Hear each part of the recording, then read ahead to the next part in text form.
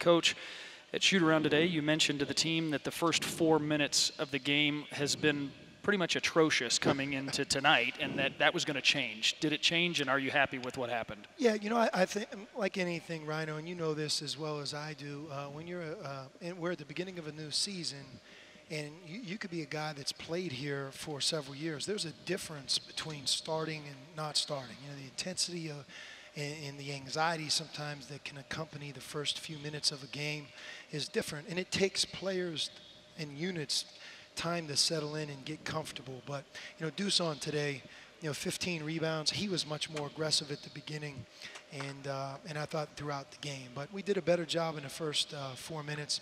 I was a little disappointed in our transition defense. We had a hard time getting back early, but part of what we're working through right now is we have a lot of young guys out there, a lot of inexperience, and although they're talented basketball players and getting better, there's certain things that a college game represents that they've never seen before.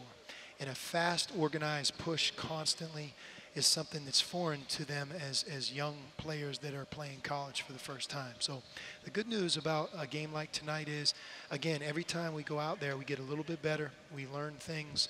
I thought one lesson we learned tonight is we could still win games when the three-point shot isn't going down. That doesn't mean you have to go 4 for 30. You might want to go 4 for 18, So instead of taking that three, we throw it inside or we drive. And then the other thing is, like we talked about after the game, there's certain players we want to throw the ball into the post. There's certain players that you're never going to throw the ball in the post. There's certain guys you really want to have with the ball in their hands, like Parker. There's other guys that's really not their job. If everybody does everything, it's a disaster. Right. Well, the three-point line is the same. A three-point shot for Lowry is different than a three-point shot for another player. He just happens to be a tremendous player. And when he's open, especially as a front court player, we have to recognize that's one of the strengths of our team. That's one of the strengths of our offense.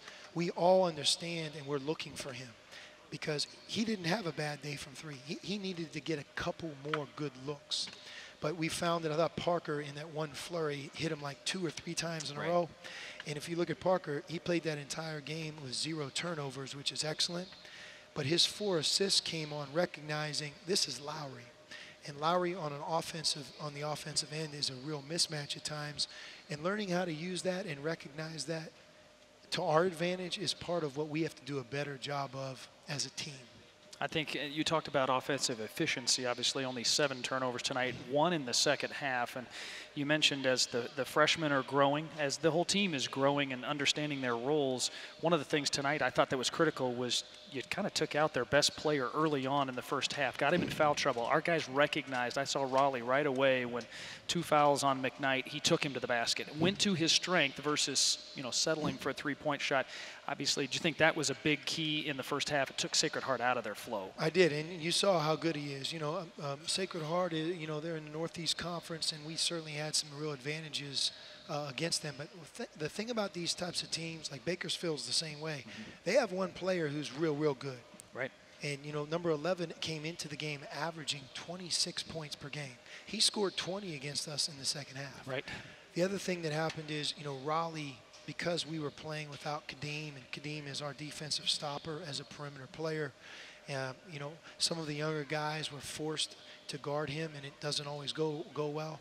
But Raleigh settled in for about 6 to 8 minutes of the second half, and he took it personal. He took on the challenge. He used his size and strength against him.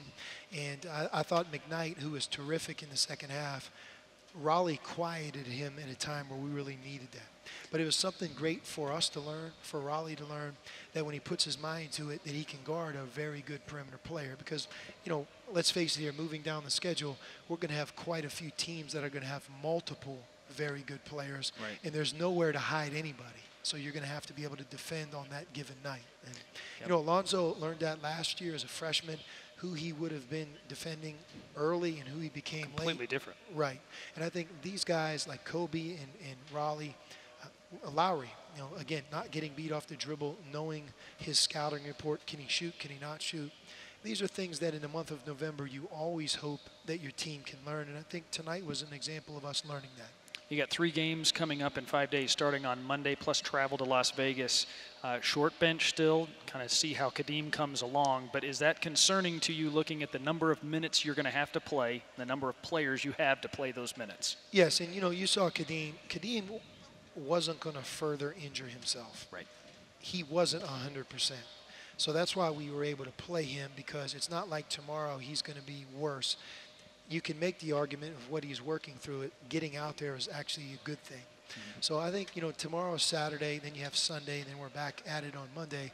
I think every couple of days he'll feel better and better. He's already a lot better now than he was 5 days ago, but clearly he wasn't himself. Again, an advantage right now with what we're going through, to be able to rest him and not have to put him out there for long durations is clearly in our best interest. So I think by the time we get to Las Vegas, I think Kadeem will be maybe not 100%, but further along than he is now and able to play heavy minutes. You bet. Our thanks to Coach Sean Miller. The Sean Miller interview brought to you by Hughes Federal Credit Union.